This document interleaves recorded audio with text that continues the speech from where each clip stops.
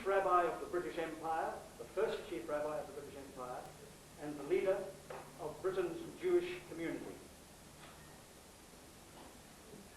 Abraham, I say to you in the name, in what the Almighty said to your namesake, go forth, leave the land of your fathers. When I recall how ardent and supporter of your faith you have been, your service to our community, your dedication to the poor, to the needy, to our children, I realize how deeply you will be missed, both here at the synagogue and at the free school, where you have taught so many boys for their bar mitzvah, and elsewhere amongst our fellow Jews here in London.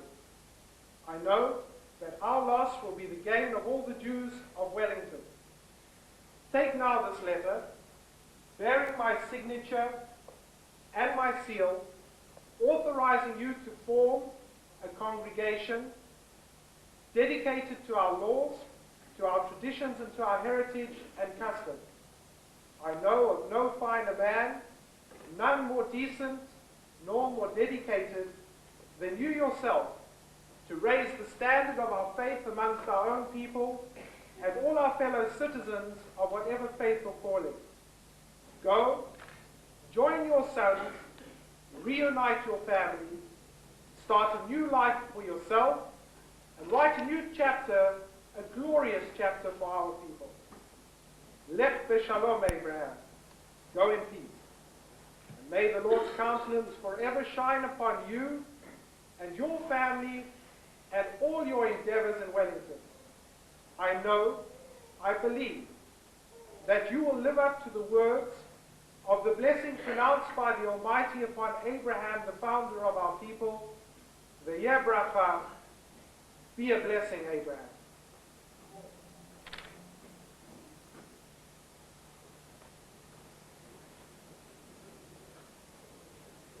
The scene shifts to Wellington, New Zealand. The date, January 1843. Abraham Hort has called together the Jews of Wellington to speak to them.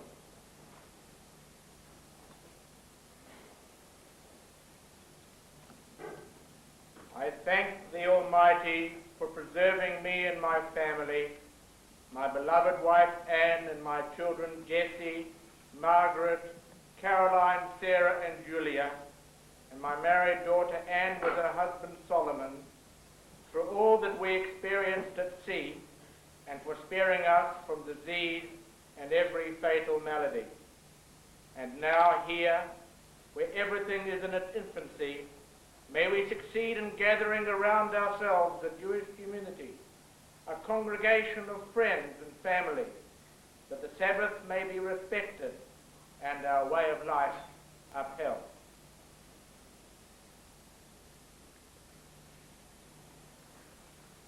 And so began the first Jewish service conducted in New Zealand. Honoured guests, members of the Wellington Jewish community and friends. It may very well be that those two scenes actually took place 152 years or so ago. And if we cannot know the actual words which were spoken, it is certain that something in the same spirit took place. Tonight, we reach the climax of our celebration of the events triggered by Rabbi Hirshell and Mr. Hort. The waiting is over. We made it. The first 150 years of our history are now preserved in print, and they are awaiting our study and that of our descendants. To begin our proceedings tonight, permit me to introduce Mr. Dan Lewis, President of the Wellington Hebrew Congregation. Dan.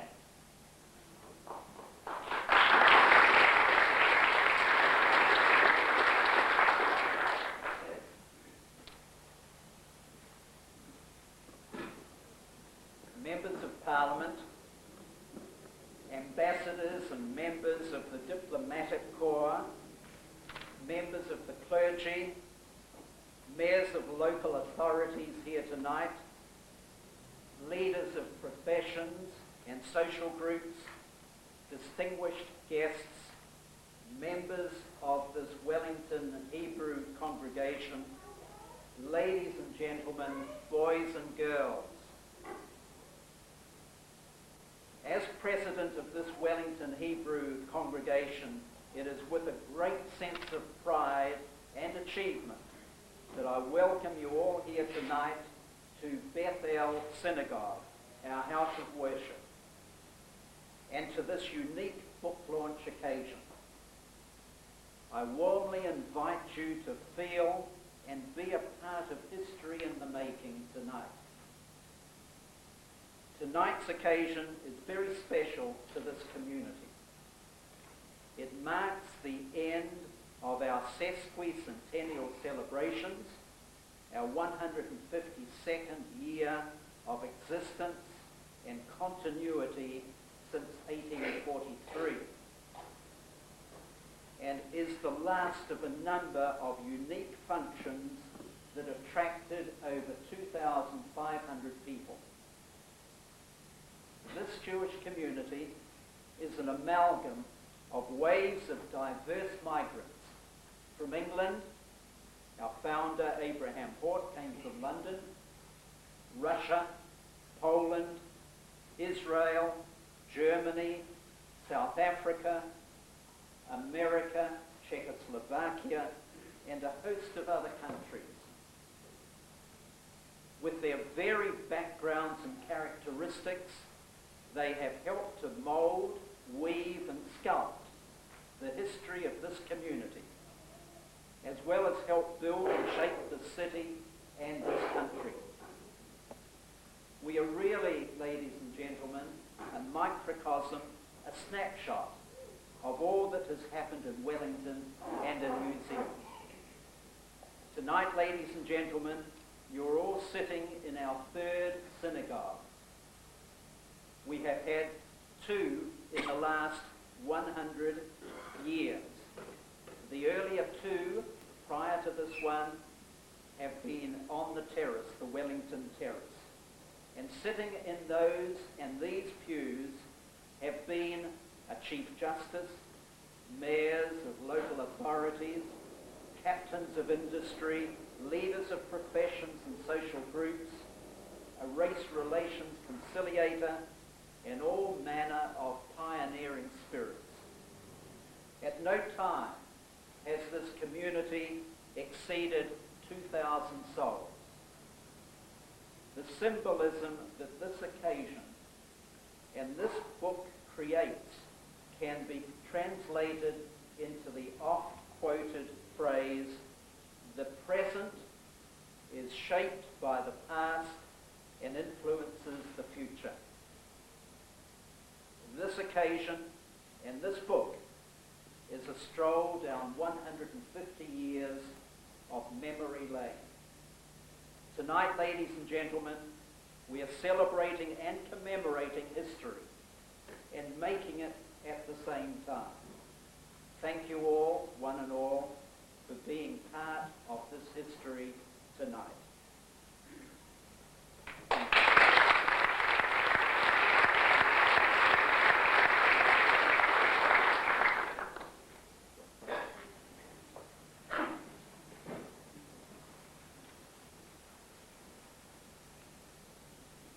Mr. Noel Adler is a former New Zealand president of the Jewish National Fund. I would like now to ask him to come forward and to make a presentation to the Wellington Hebrew congregation.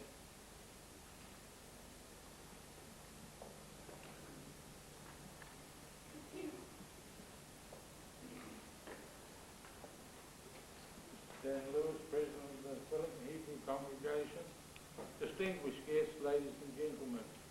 It is the honours being given to me this evening on behalf of the past and present workers of the Jewish National Fund to present this scroll in memory of the 150 years of this congregation.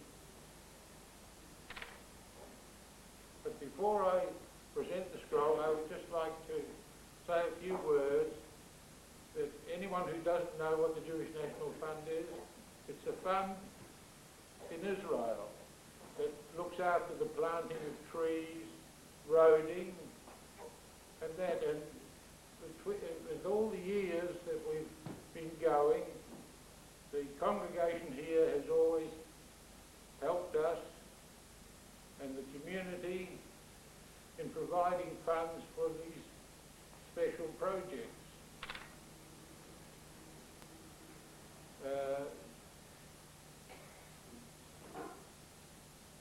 So without further ado, I would like to read this scroll that was specially prepared in our head office in Jerusalem.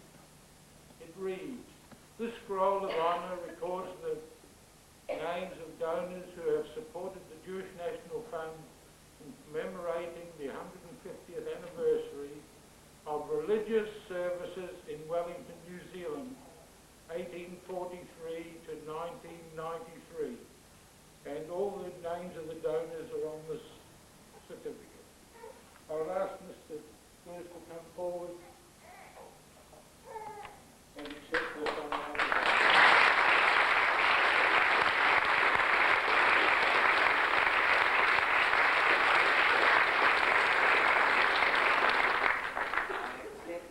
Great pleasure on behalf of my community. Thank you.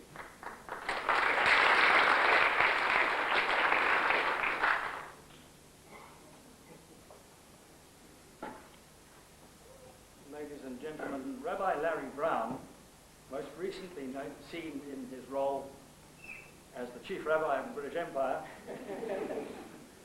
is the 28th spiritual leader of this community. And I'd like to invite him now to address us.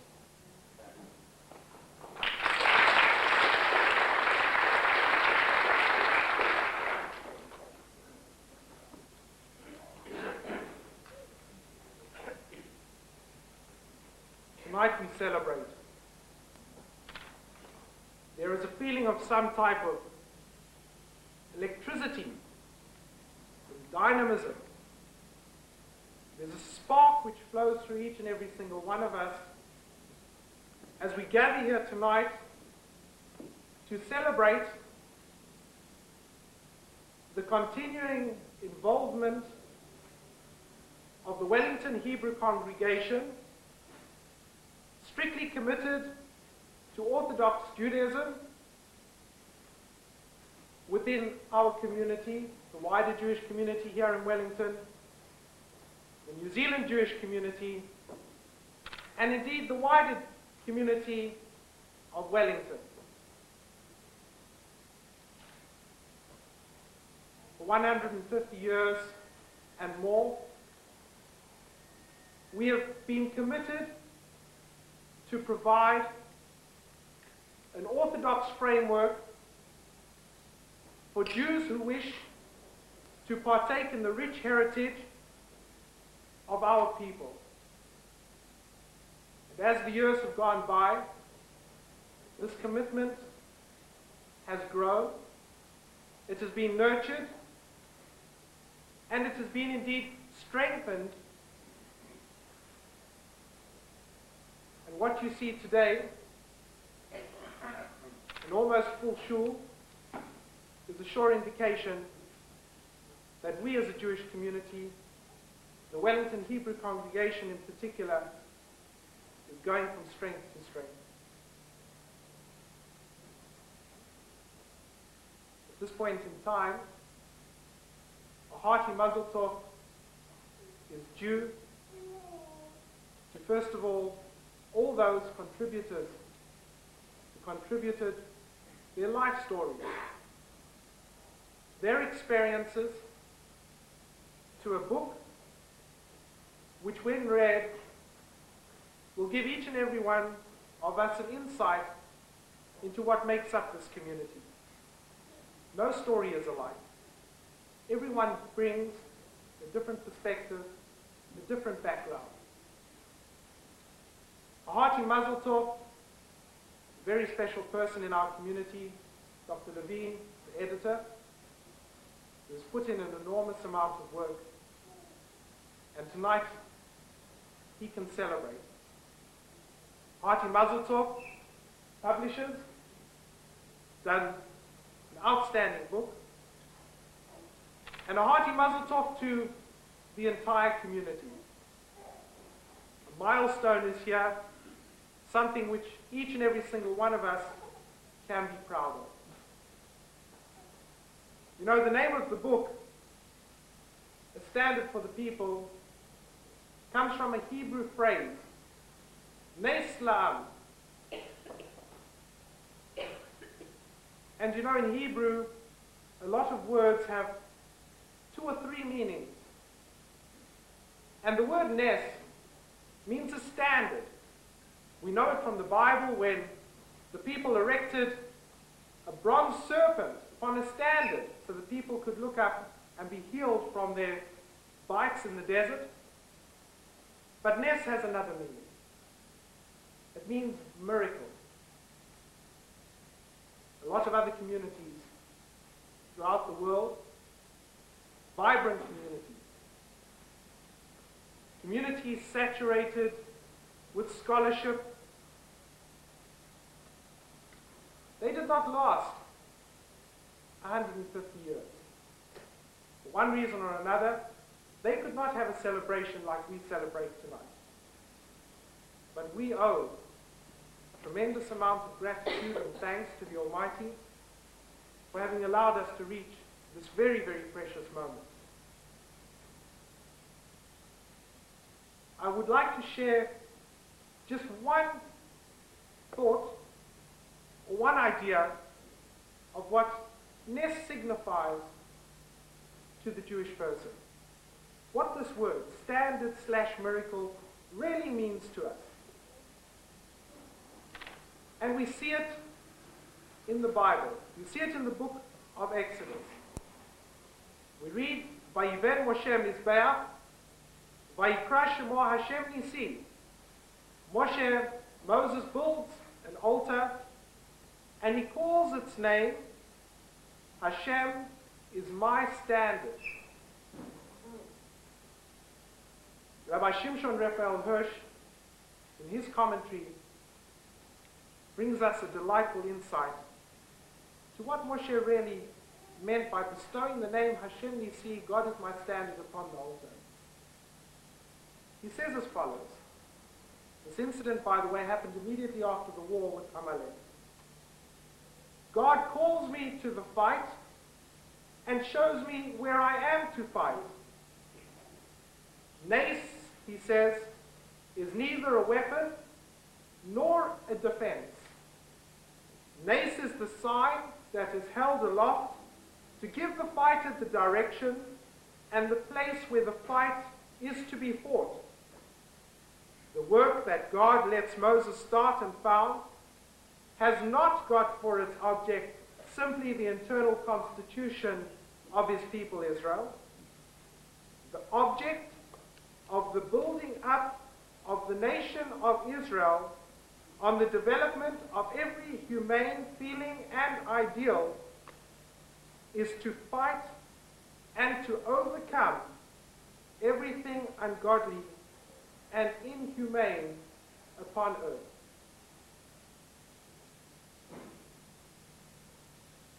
We Jews believe we were created for a very, very special purpose.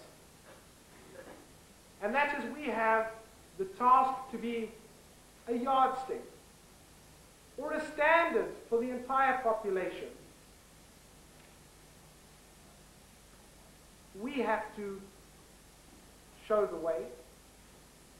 We have to lead. We have to combat anything which is unsightly, anything which is perplexing, anything which is ungodly, and anything which is inhumane upon earth.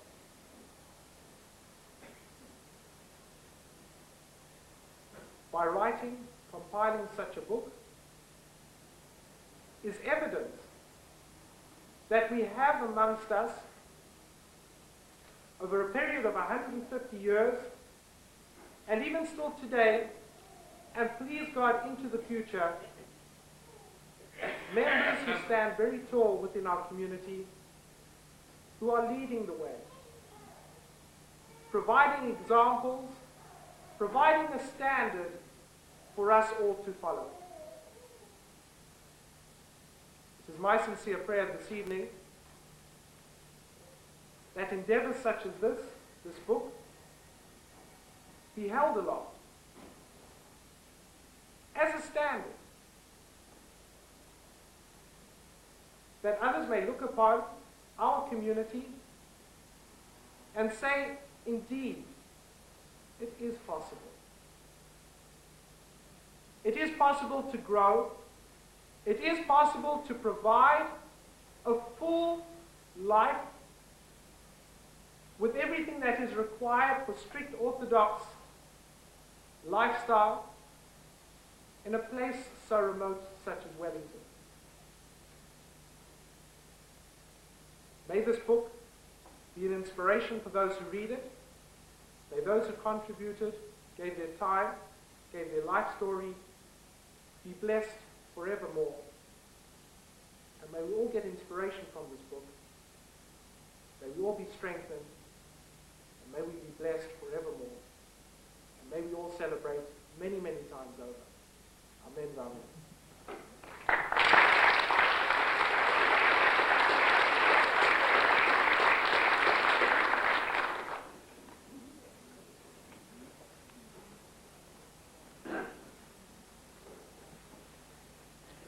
A book of the scale and the character and quality of A Standard for the People doesn't just happen.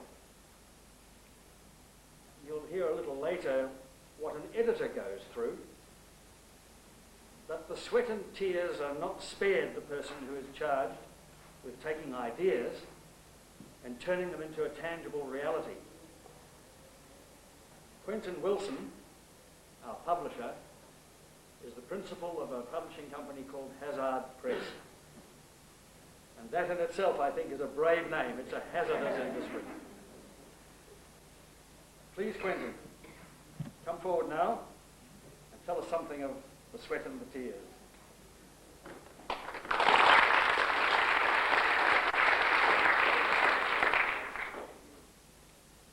A year and 11 months ago to the day, I received a fax from Dr. Stephen Levine. This was a name not unfamiliar to me from my former life as a political scientist. And so I began reading in the hope that I was going to receive a book in the political science area, which was my specialty. But it began by telling me that he wanted me to look at a history of the Jewish community in Wellington. And I must say I hesitated, because I knew nothing of the Jewish community in Wellington. I had no idea it had been here for 150 years. But as the material came in over the following months, and I found myself engaged by what was a massive learning experience, it became absolutely clear that this book was a different thing. It's not that every book isn't special, it is. But this one had something to say which was absolutely unique. And so, with our senior editor, John Small, and our designer, Max Hailstone, we sat down and tried to essentially establish what this book had to do. Because while a compiling editor, such as Dr. Levine, has a massive task, when they pull it all together and assign the portions and decide what's going to be there and bring it all into one thing, it falls to the publisher to make it into the final product. And what we decided was that this was a book that had something to say, and we had to make sure that it looked, felt, read, and said all the things that all those contributors to it wanted it to say. Now that in itself was a major task, because the editors had to bring a continuity to the whole book. We had to go into a learning mode. We had to go and learn aspects of Hebrew. We had to go and learn history. We had to make sure that everything was consistent throughout the book. And what a wonderful task that was. It was tremendous. We had to decide, for instance, what words would be italicized. This may not seem much, but through all the contributions to this book and all the different chapters in over 500 pages, getting them absolutely right in every single situation is critical. So we had a lot of communication with Dr. Levine, and I must say thank you to him for making our job as easy as it could be. I'd like to thank the other members of the community whom I've interacted with, because at every stage it's made our task as simple as it could be. The book was entirely produced in New Zealand. It was printed in Christchurch by Wyatt and Wilson Print. It was bound in Christchurch by Cartwright and Son, and its care and the care and attention which they've all put into it are what make this an absolutely superb production, which I am extraordinarily proud to be part of. I'd like to thank the members of the community who gave so freely of their time, and I'd like to thank you all for letting me be here tonight.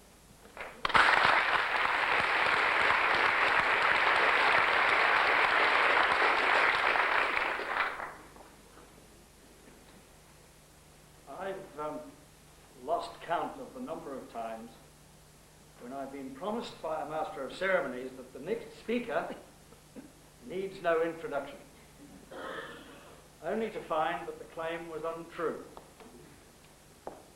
Not tonight. This time, I have the singular honour to make this announcement, knowing it to be absolutely accurate. Ladies and gentlemen, Mr. Ian Fraser.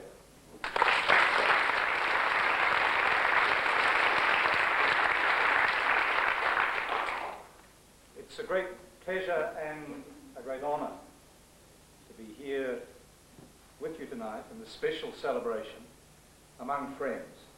Shalom.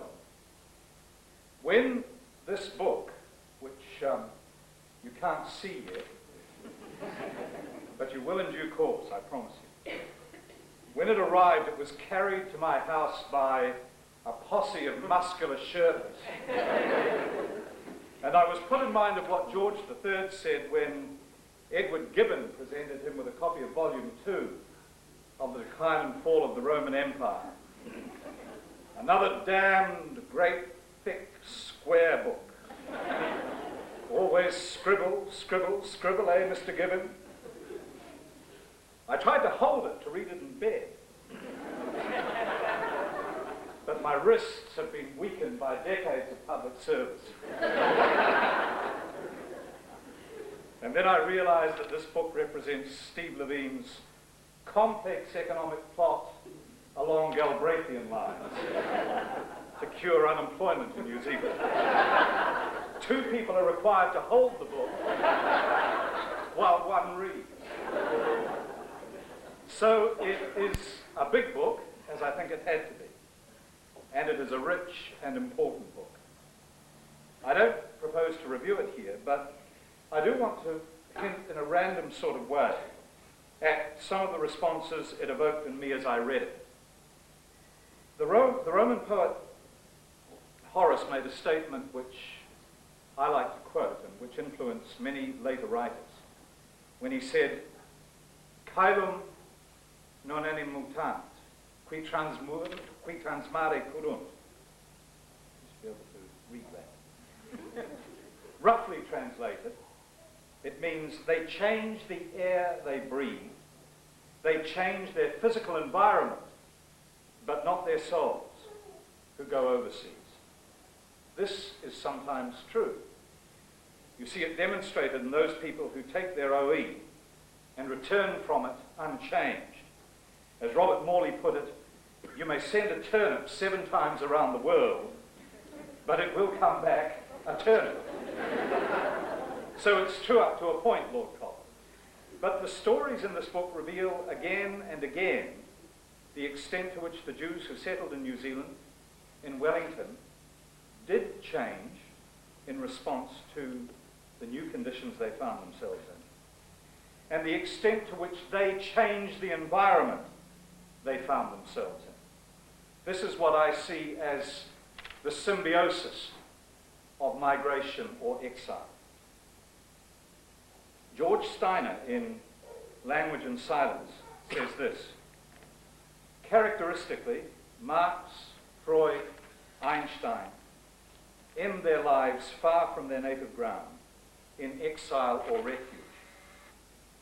The Jew has his anchorage not in place but in time, in his highly developed sense of history as personal context. 6,000 years of self-awareness are a homeland. And later, to round it out, Steiner says, the European Jew did not want to remain a guest. He strove, as he's done in America, to take root. And we should add, in New Zealand. This book is the saga of how perhaps the most far-flung Jewish community in the world strove to take root and succeeded triumphantly in doing that. We learn that Jews have been here in Wellington from the beginning. There were Jews on the passenger lists of the New Zealand Company's first 4 ships, which landed their passengers between the 22nd of January and the 28th of February 1840. And it's possible, with a real effort of the imagination, to identify with what they found here more than 150 years ago. Here is Anne Hort in a letter dated December the 10th, 1843.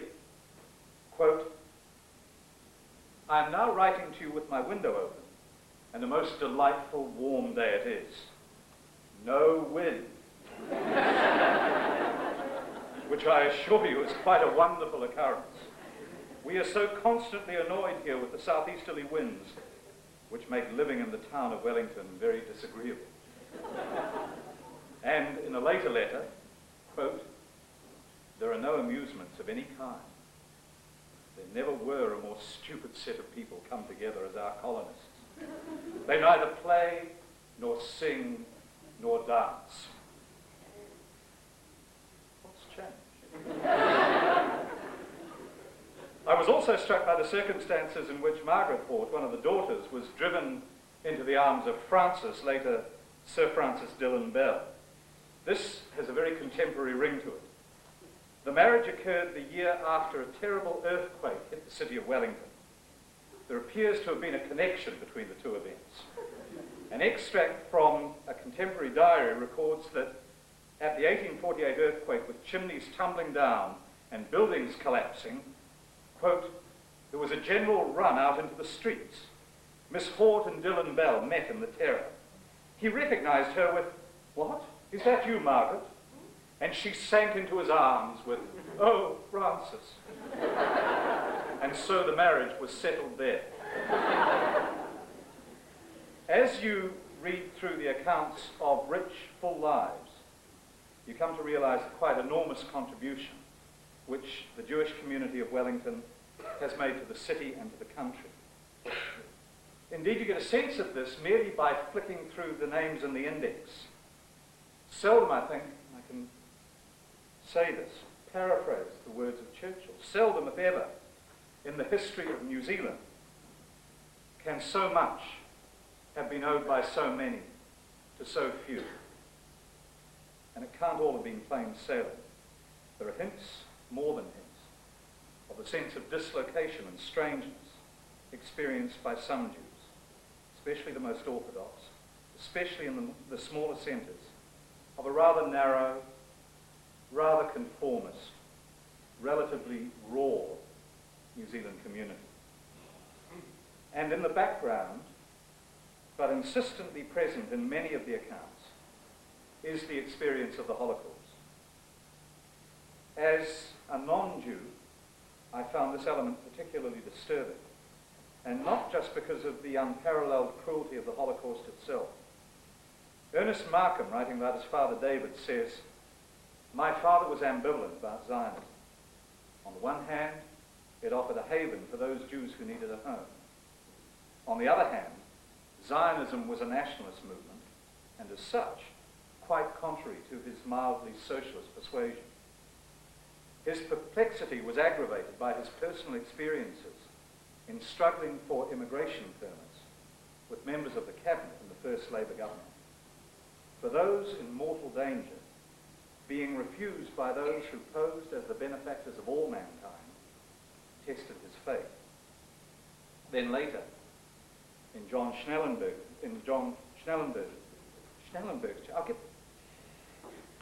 you know who I'm talking about. Quote, "It was certainly a strange country," he says.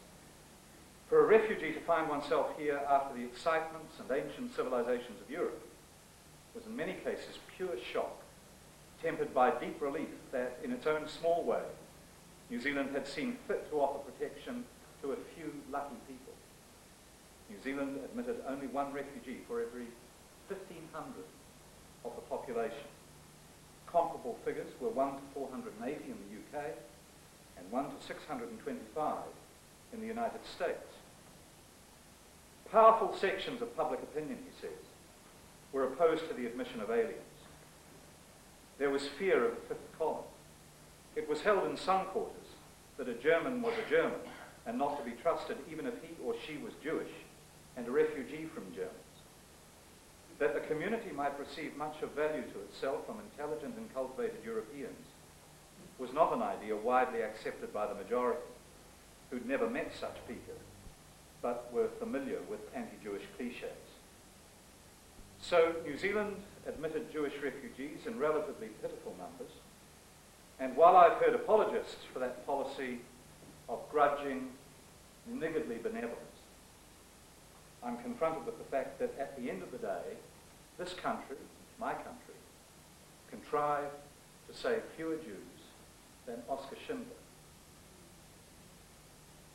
It's so much more significant, therefore, that the Jew who became Chief Justice of New Zealand, Sir Michael Myers, represented this country along with Peter Fraser at the conference in San Francisco where the foundations of the United Nations organization were laid.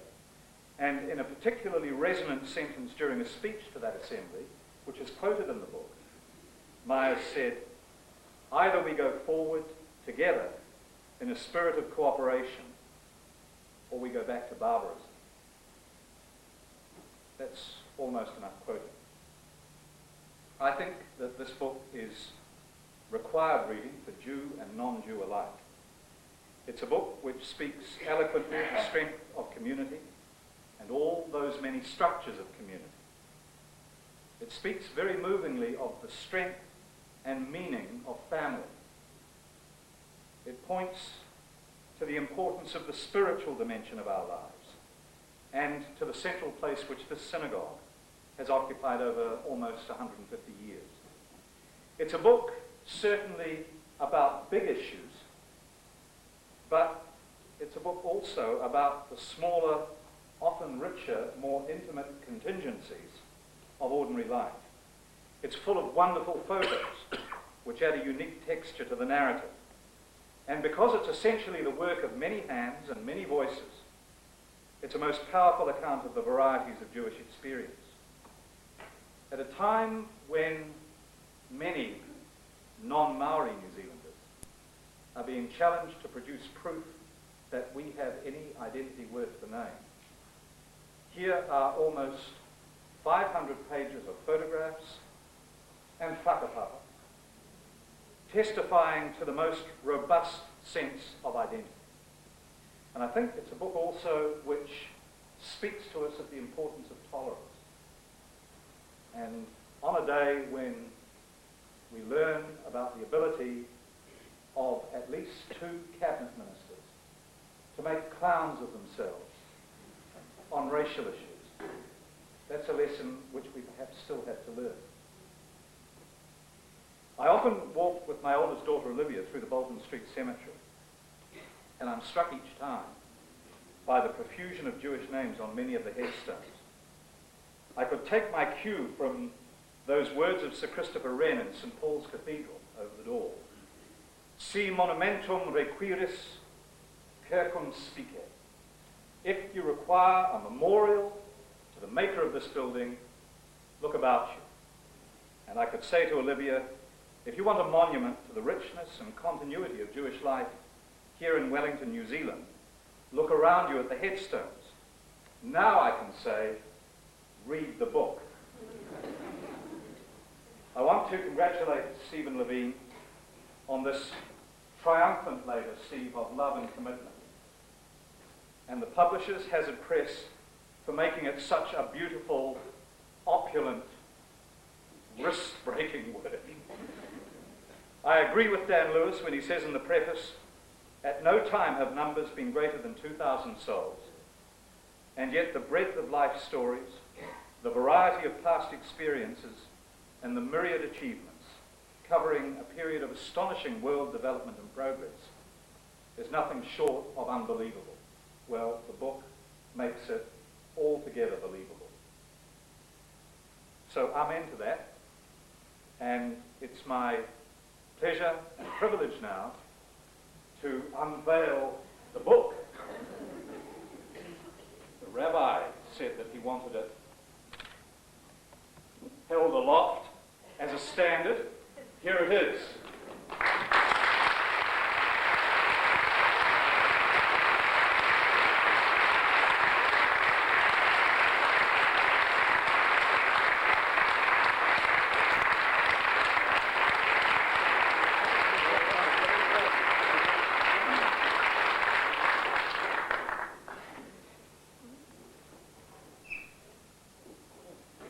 Fraser is well known to us, of course.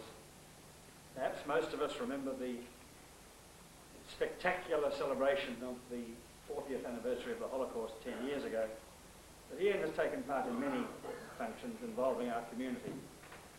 And I think, Ian, that no one here will disagree with me when I say just how deeply we appreciate your support and your courtesy. Thank you very, very much.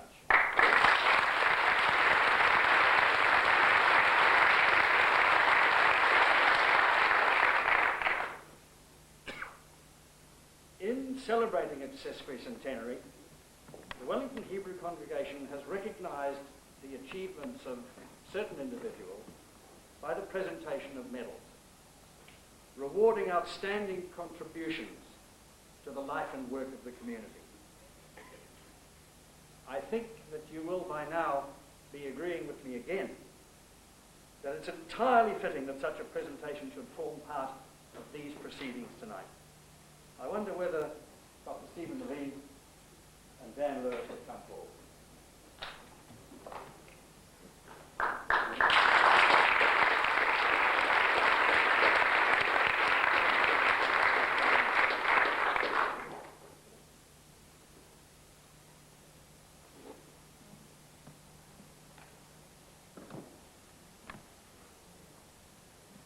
For Dr. Stephen Levine, the past 2.5 years have been a passion to commitment.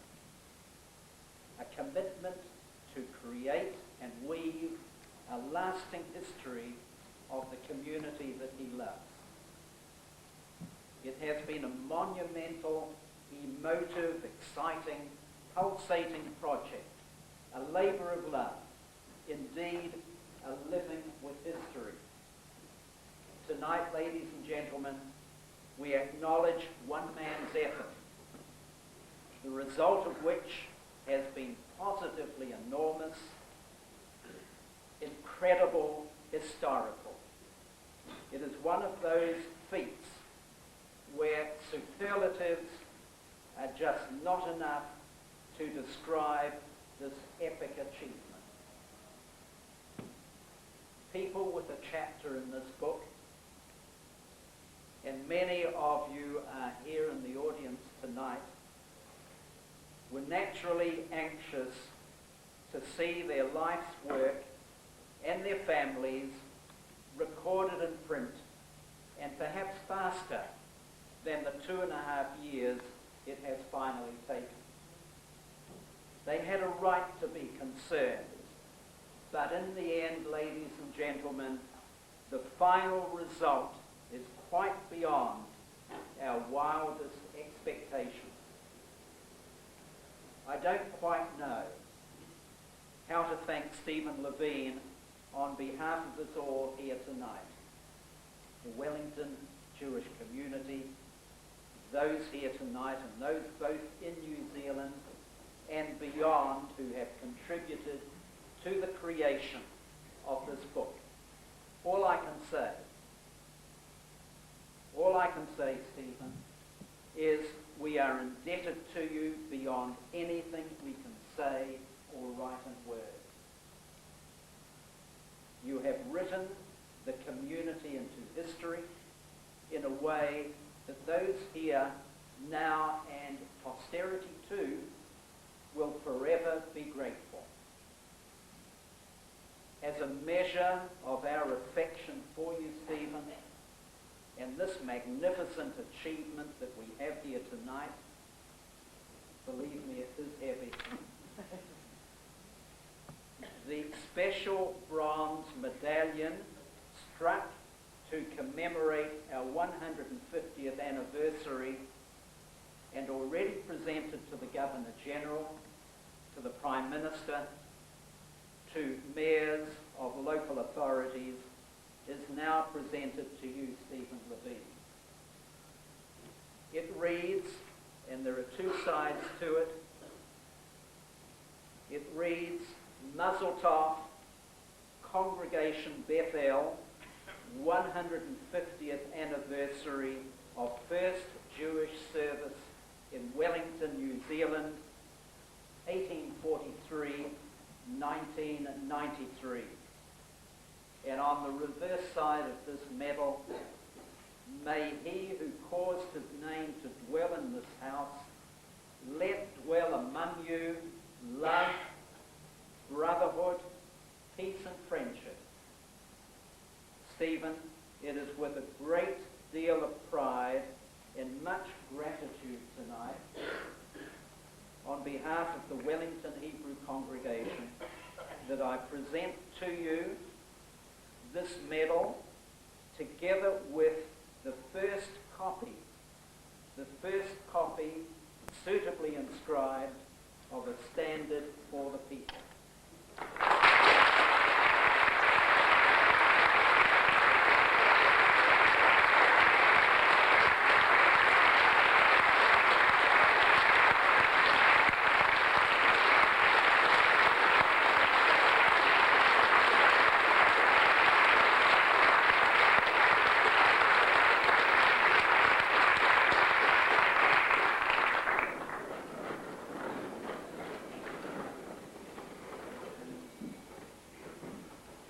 Thank you very much, Dan.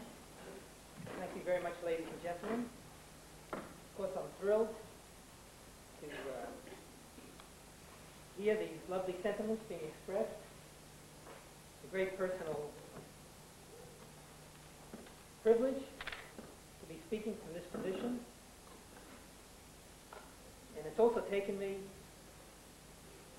over 30 years to finally catch up to my brother, who once won a medal in high school.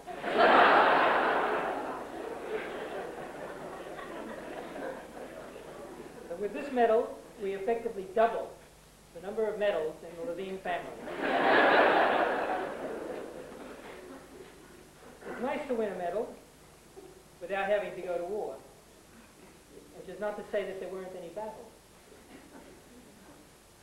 As some of you may know, this medal I'm receiving tonight is not actually for the work which was done solely on the book, which we are launching this evening. It was instead offered to me originally for having participated in the planning of the entire spectrum of activities which took place to mark the 150th anniversary of this congregation. And when it was offered to me originally at that gathering, I told Mr. Lewis that I thought it would be more appropriate for, and it would be more warmly, it would be viewed as more appropriate by the audience if it were held over until the book launching. And I'm certainly glad that it was, given the reception that I've already received at the moment that he presented it to me. It's certainly a milestone in the congregation's life, but it's a milestone in my life. Nevertheless, I want to say that tonight's book launch really represents a fulfillment of the plans which my other medal recipients, the members of the 150th committee, developed together. And so I would like to take this opportunity to pay tribute to each of them tonight for the work which we together did on that committee. They all received their medals, but they didn't receive them in this glare of publicity and spotlights and video cameras and so on. And so I'd like to introduce the names of my colleagues on that committee. It's a great privilege to work on that committee and be involved in the planning of all of those activities, as well as the book. So as I call your name, would you please rise? The chair of that committee, Dan Lewis, who presided over its activities with zest and energy and enthusiasm.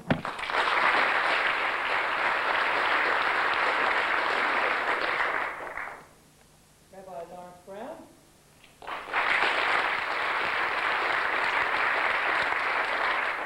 Michael Parrott, who was then the president of the congregation.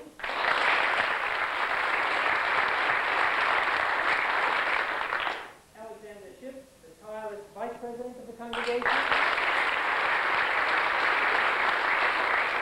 And Victor Cheresky, who was responsible for publicity and public relations. I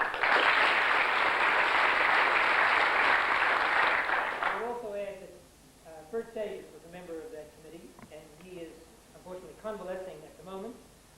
But he sits behind me in the synagogue. We've become great friends, and he told me once that working with us on these 1990 commemorations was an activity utterly unparalleled in his experience. And I still haven't figured out whether he meant that in a nice way or not. Anyway, the work of that committee, which led to the placement of a plaque on the site of the previous two terrace synagogues, all of the work, all of the functions, Dan has already referred to them, all of these are chronicled in the epilogue to the book, which has 7 sections to it. I'd also like to introduce to you very briefly 3 of the organizers of tonight's function, which did take a lot of planning. Some of the others have already been speaking to you tonight, but there are 3 individuals who have given enormously of their time and talents in order to make this occasion a truly historic communal event. So would you please join me in showing your appreciation to the president of the Wellington Jewish Social Club, Alan Ventura.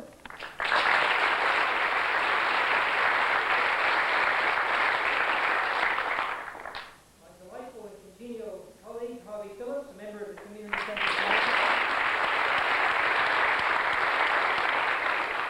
And David Schnellenberg, a hugely experienced communications consultant, a devoted Jew, and a person with whom I have a friendship which spans time and space. I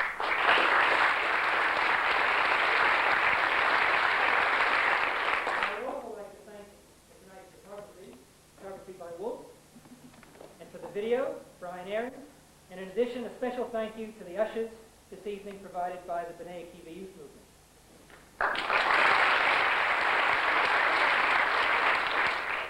As President Kennedy once pointed out, rather ruefully, I'm sure, it must have been at the time of one of the catastrophes that beset his administration, that failure is an orphan.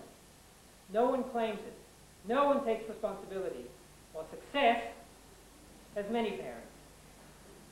I'm sure that already there's a feeling of confidence in the community, I feel it myself, that we have in connection with this book something of a success because there are so many parents. So many people who've been involved with this vast project. The book was proposed in late 1992 at a meeting which I remember well. I was doodling. It's a mistake. A meeting of the Board of Management of the Wellington Hebrew Congregation. The idea was for a permanent way, commemorating this congregation's 150th anniversary, something that would last beyond the weekend of speeches and music and bagels and barbecues. A book which would chronicle the origins, development, contributions to the Jewish people, the city of Wellington and New Zealand as a whole. This was the idea. And this idea and the invitation for me to compile and edit such a work, all of this proposed while I was doodling, came from the man who was then the president of this congregation. And this book is his crowning achievement, the fulfillment originally of his dream, not mine, his dream. I was the instrument that carried out the vision that he had at that meeting. And I would ask him to once again stand to be awarded the recognition he so richly deserves. My friend, Mr. Michael Paris.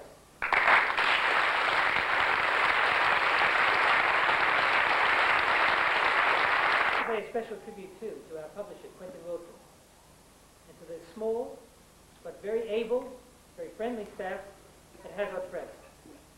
This book, you've already heard about its high quality and its attractive appearance, and so although I was brought up not to praise myself, I must praise the book because it involves praising all of my colleagues who worked so hard on it.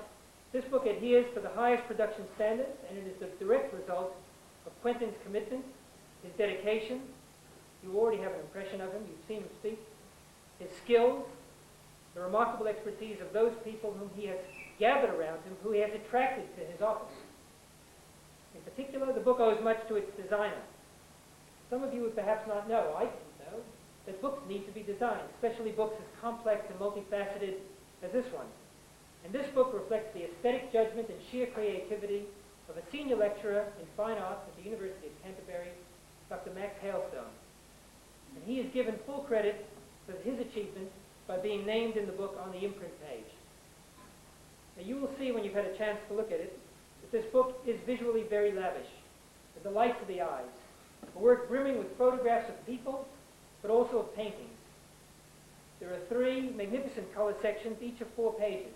In the very first color image, a painting of Wellington in 1843 by William Fox shows us what Abraham Hort would have seen when arriving in Wellington on that January day. And as it happens, the Rabbi is always emphasizing to us, there's no such thing as coincidence. As it happens, hundreds of pages later, when we come to the very last color photo in this book, it too is of Wellington, but this time it is of this city, as it is today, by night. Wellington by night in the 1990s.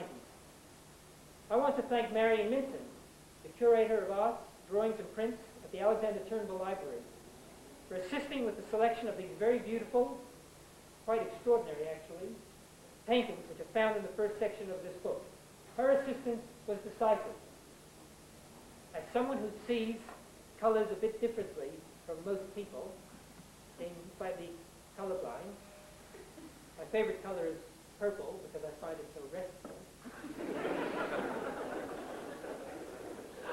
I needed more than the usual measure of guidance in this area, and I do take particular satisfaction in having been able to assemble some absolutely marvelous paintings which add luster to the book and give some feel for what Wellington would have looked like for the early settlers. Some of these paintings have never been published before. Some have never been exhibited. Others have never been printed in color before, and I doubt very much, because of the quality of the paper and the superior standard of production, that they have ever looked this good. In connection with these paintings, I also want to thank, you will want to thank, so I'm doing so on your behalf, Laureen Sadlier of the Wellington Maritime Museum and Tim Garrity of the Hocken Library in Dunedin for their generous assistance with these historic 19th century paintings.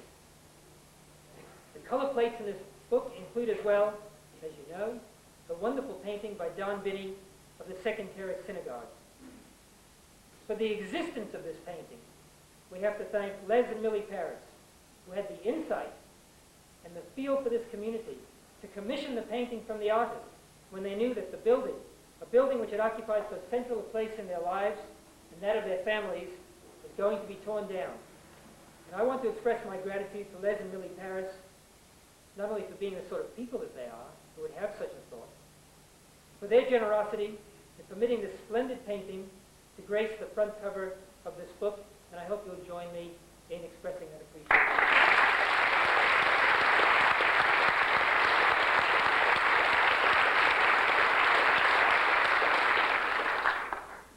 When you have a chance, as you soon will, to leaf through the pages of this book, you'll see how it has been transformed, comes alive by the use of an enormous number of photographs, some from recent times, others from the last century.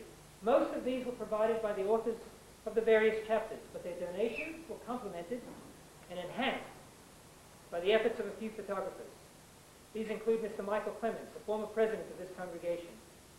You will be enormously impressed with the color photographs of this synagogue in which we are presently gathered, and of the sacred scrolls in this ark just behind me, and of some of the cherished items which adorn them.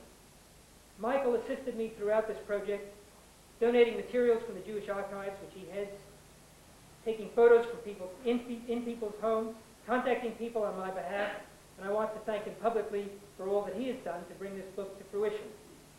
Others who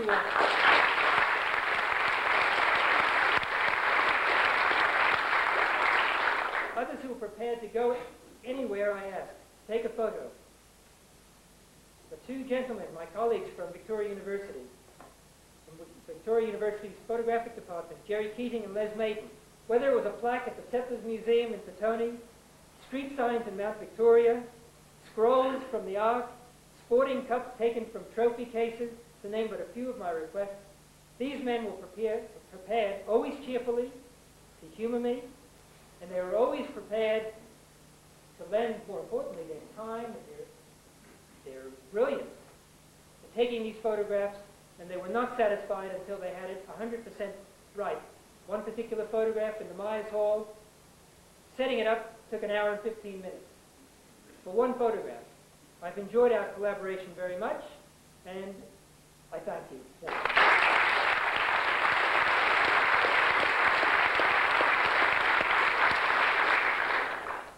I've already referred to the shot of Wellington by night, which is on the back cover of this book.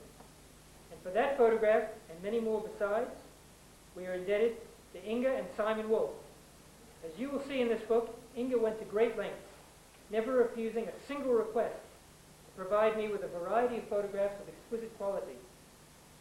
While Simon literally went to great heights, to the roof of the hotel across the street, to take an original panoramic shot of this complex, with the city in the background, a shot which is reproduced on the inside, front, and back covers of this book. So, Inga and Simon Wolfe of photography by Hort.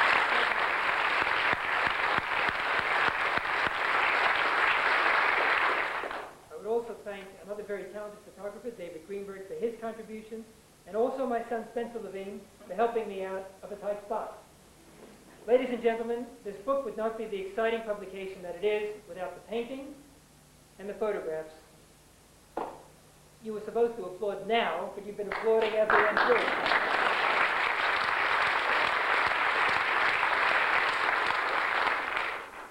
You know, when my mother visited some months ago from America, I happened to leave her at my desk for a while one afternoon, and when I came back, she was looking through the proofs of the book, which had been sent up by the publisher.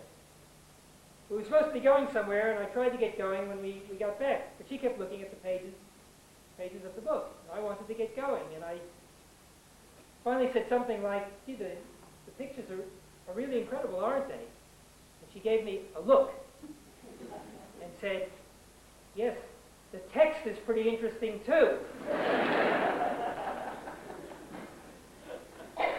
With this book, we hold aloft once again those tablets represented above me. For in acting as the compiler and the editor, I have become associated with a work which in a sense fulfills the words of the fifth commandment, which are begun in Hebrew on the wall just above this ark. Honor your father and your mother. This book is a book about commitment and loyalty, and it overflows with affection for those who brought this community into being, lived and worked here, brought up families. We remember them tonight as we launch the book, and in doing so, I would add as well that we are thrilled to be able to have with us some of the descendants of the pioneering families who came, as Ian suggested, came to New Zealand, a new frontier, at great risk and with great hopes. For what we celebrate tonight is not merely a book launch. In a larger sense, it is a family reunion. We began by recalling the founder of our community, Abraham Hort, and we are privileged tonight to welcome his great-great-great-granddaughter, Ann Newman, who has come down from Whangaparoa, north of Auckland, to be a part of this evening, and other direct descendants of Abraham Hort, and of the family of his daughter Jessie Levine and her husband Nathaniel are also with us tonight.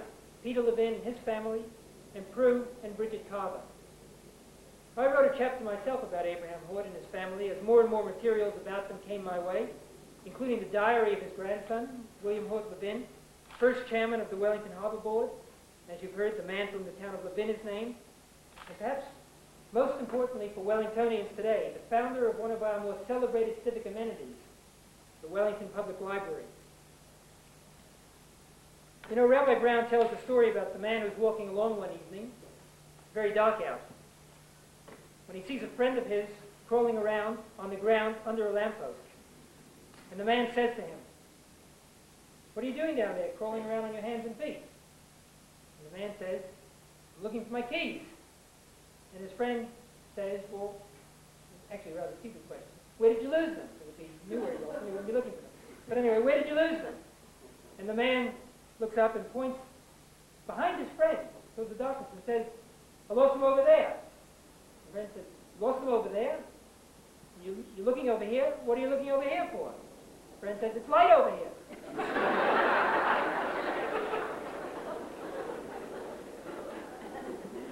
Now I have to tell you that when it came to looking for materials for this book, we searched just about everywhere, in some pretty well-lit locations, but also in some pretty dark and obscure places as well. We found a scroll hidden away, which was restored by the Turnbull Library through Michael Clements in the archives. But perhaps the most astonishing find, which was already referred to, was made by our congregation's solicitor, Cyril Book, when he found the 3 letters which had been written, 2 by Abraham Hort and 1 by his wife Anne. Letters sent to England to relatives in the 1840s and 1850s. Letters passed down in England from generation to generation until they arrived back in New Zealand in the 1950s. Letters which he found in a safe at his law firm. Extraordinary. Including the one about the earthquake, the letter which I had occasion to reread only last week.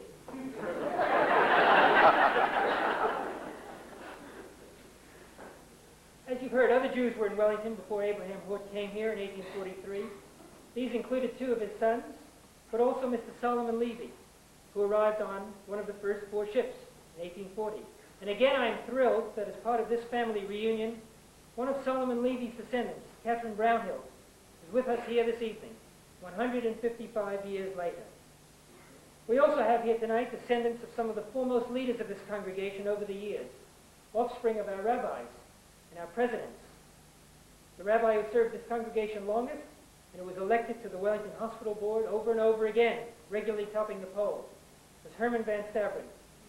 Now there are some splendid paintings and photographs of Rabbi and Mrs. Van Staveren in this book, one of them in the Evening Post tonight. Some of these photos from their younger days, courtesy of the Alexander Turnbull Library, and some from later on. And we have with us this evening a great-grandson of Rabbi Van Staveren, Nigel Isaac, who has written a chapter about his grandfather for the book. And we also have here tonight Michael Pitt, grandson of Hanania Pitkowski, who served as Rabbi Van Staveren's assistant for decades. During the 1930s and 40s, the congregation was led by Rabbi Katz, whose daughter Dorothy Moses is here tonight, as are Blanche Weinstein and Ruth Gottlieb, daughters of Rabbi Katz's successor, Rabbi Joseph Borman. As the figures who led this congregation from the 1860s onward, it is a fact that these early figures, these early leaders, became among Wellington's most productive and prominent settlers, men like Jacob Joseph. Consider this, a man, blind, leaves his home country, England, to come halfway around the world, to a land where he knows no one and can see nothing. And in a matter of years, this man, Jacob Joseph, establishes a business to support his family, but a business vital to the new colony, his buildings for many years, through the end of this century, in fact, the tallest building in Wellington. We'll take a man like Joseph Edward Nathan, Jacob Joseph's cousin, raising a family instrumental in establishing a business which is today a worldwide leader in the pharmaceutical industry, Glaxo, innovative in science and research. And again, we're privileged tonight to have members of the Nathan family, of the Joseph family, Pam and Richard Nathan, Ruth and Tom Ball, Harvard Joseph and her family, descendants of these extraordinary people. And I would also like to welcome a truly warm and genuine human being, Oliver Goldsmith, and some of his family here tonight, Oliver and his sister Gwendolyn Myers in Sydney provided important materials about their father, a former president of this congregation, Mr. J.I. Goldsmith, and about the Goldsmith family. Well, while this book is not exactly a history, it is historic. In its pages, and from its many pages, the fulfillment of a trust, the deepening of a legacy which goes back thousands of years, nearly 160 generations. Ian mentioned the index, and here we have a book with an index in which, if one were fortunate enough to have a name ending in A, like Irene Adler, one might be sharing a page with Abraham, the founder of our people. Where on the I page, we go from Tanya Ishanin to Isaac. Where on the J page, we go from Sidney Jackson to Jacob. Here's a book, a New Zealand book, where we have the D page, David, King of Israel. The S page, Solomon, King of Israel. And where on the M page, we have the Mishkin family sharing a place with Moses, our greatest prophet. What a privilege. But this is also a book, and therefore an index, where we can find references to Theodore Hirshell, David Ben-Gurion, and Golda Meir. But it's also a book with references to Peter Fraser, Francis Kitts, New Zealand Prime Ministers, mayors of Wellington, members of Parliament, Chief Justices. So this is a book which ranges widely across New Zealand's colonial experience and on to the present day, but also a book which ranges widely across Jewish history. It is a book brimming with gratitude to New Zealand for giving Jews the opportunity to breathe free and contribute. A book filled with affection for this city of Wellington, and a book filled with attachment for the land of Israel and for the state of Israel. It is, of course, a privilege for me, as I've said, to stand here in this place and recognize all those who contributed to the development of this publication. This is a commemorative book, and a commemorative book, by definition, honors. It offers its respects.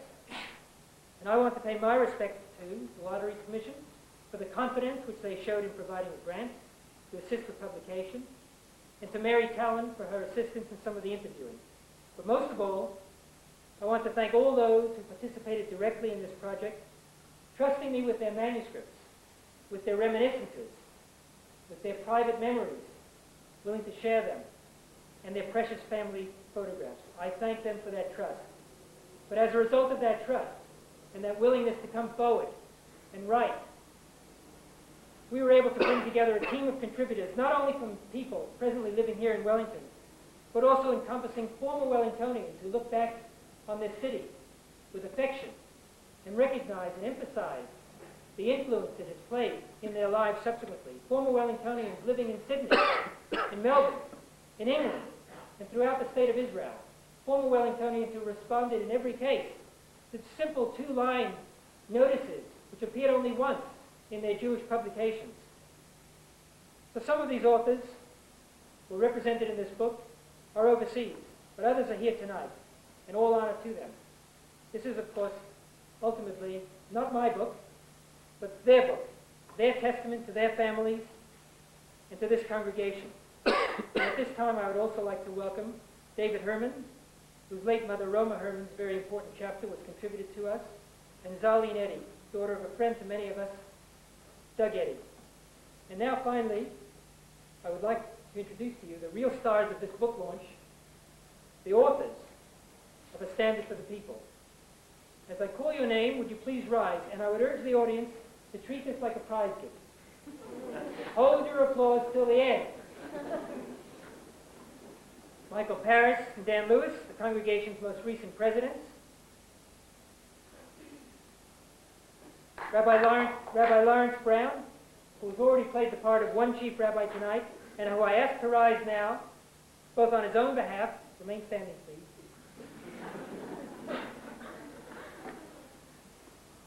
You can say that to a former president. I'm not through with you yet. Rabbi Brown, who I ask to rise now both on his own behalf and as representative of the 6 other rabbis who contributed in very meaningful and moving opening blessings for the congregation with which this book opens, including the current chief rabbi of the Commonwealth, Rabbi Jonathan Sachs. Michael Pitt, representing his late father, Morris Pitt, whose thesis on the early days of this congregation forms the basis of quite a number of the early chapters.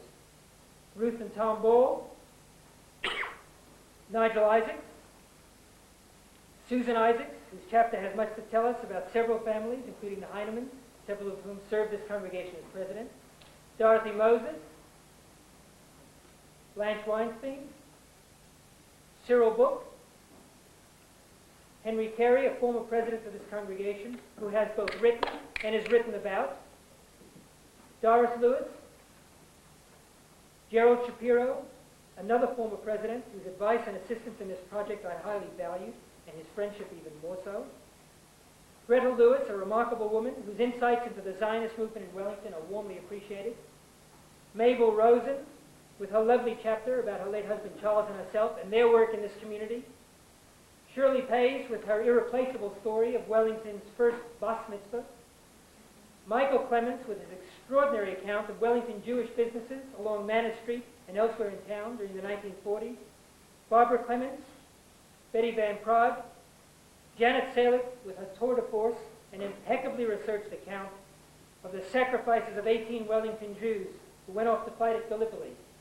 And I will take this opportunity to acknowledge as well at this time Arthur Salick and welcome Sid Salick, who has come here tonight from Tauranga, two sons whose father literally fulfilled the words of the prophet Isaiah and raised up a standard for the people, and in Jerusalem no less. Alexander Schiff, Arnold Solomon, Gayla Goldman and Linda Young, Naomi Walker, George Pressburg, Jim Van Prague, each of whom wrote about some of the community's philanthropic, educational, social, and cultural groups. And finally, writing of themselves and their families with great skill and at times great emotional power, people whose chapters perhaps affirm the words of William Faulkner to the Nobel Prize Committee many years ago, that it is perhaps the destiny of humanity not merely to survive, but ultimately to prevail. Ida Pays, represented tonight by her son Morris Pays. Kurt Meisel, Hunker Pressburg, Claire Winter, Herman Strauss, John Schnellenberg, Joe and Josephine Connisman, Siggy Rellis, Mendel Festina, and surely Mendel and Trudy Festina must be the only Jews in Wellington with a marriage certificate, in New Zealand, with a marriage certificate in Chinese, issued in Shanghai under the authority of the occupying power, the Imperial Japanese Empire. What an extraordinary story. Rosa Hochberg, Bella Taylor, represented here tonight by her sister Liz Giannoutzis, who looks after the office here and has given tireless assistance to this project over the past several years. Les Paris, Vera Dabchik, Arnold Triester, Raoul Ketko, representing both himself and his brother Joe, now in Australia. Norman Beverly Lust, Betty Phillips, Carol Charles, representing her mother Nellie, a truly dedicated woman whose father once heard Hirshell speak at a great rally in London and whose life was never the same again. Dr. David Tanner, Sarah Gazensky, Louis Myers, with an account of the Myers family, so important to this congregation, the curtain over this ark, many of the other coverings in this synagogue bear the Myers name, and so does the Myers Hall across that courtyard. Desiree Sterenthal Gazensky, Bessie Goldstein, Jean Nathanson, Inga Wolf, Ian Lawrence, Joss Lederman, writing of Jack Meltzer, former president, Enrica Solomons, who wrote of former President Charles Weinstein, Jerry Gottlieb, Eva and Willie Levitt, Zygmunt Frankel, Stephen Sedley, whose son Michael, now in Israel, also wrote a chapter, Aileen Scher, Annette Sharesky, Ellis Greenberg, whose son David is here tonight, Hal Levine, writing of the Levine of the Levy family, represented here tonight by Levy's and also by the Zuckerman family. Hannah Lemchen Templeton, with her beguiling chapter about a magical childhood. Ladies and gentlemen, for me this is the high point of the evening. For standing now in your midst are the authors of the book we released tonight, my partners in this enormous enterprise. I urge you to join me in paying tribute to them.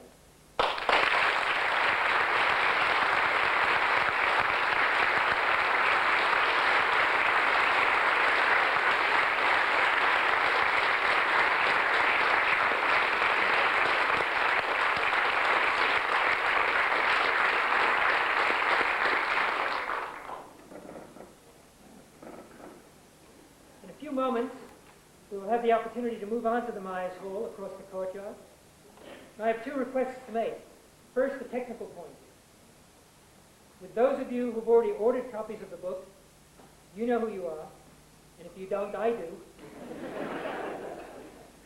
Please, in due course, go over to the table just below the stage, where I will no doubt be standing. And second, in order to give some of us a chance to get over to the Myers Hall and be ready to receive you, I invite all of you, wait just a moment, and then follow the official party and myself into the Myers Hall at the conclusion of my remarks. And now I want to end this speech the way I end my introduction in the book, by reciting on behalf of us all the blessing first in Hebrew and then much modified in English, appropriate to any such occasion. So I would ask you all, therefore, to please rise. Baruch atah Adonai Eloheinu melech haolam, she'achayanu, she'imanu v'higianu lazman hazeh. While we call to mind and remember all those who have been dear to us, friends and relatives, members of this congregation, those no longer able to be with us, we value their memory, we honor their lives, we take pride in them and their accomplishments, which we've attempted to memorialize in this volume. We express, as we must, our gratitude to you, O Lord our God, for having had the opportunity, having given us the opportunity to reach this moment, to leave our mark on the history of the Jewish people, to add our account to the story of this city, Wellington, this country, New Zealand. We give thanks for having reached this season, for having been privileged to enjoy and share in and savor this splendid and superb moment. God bless you all, and thank you very much.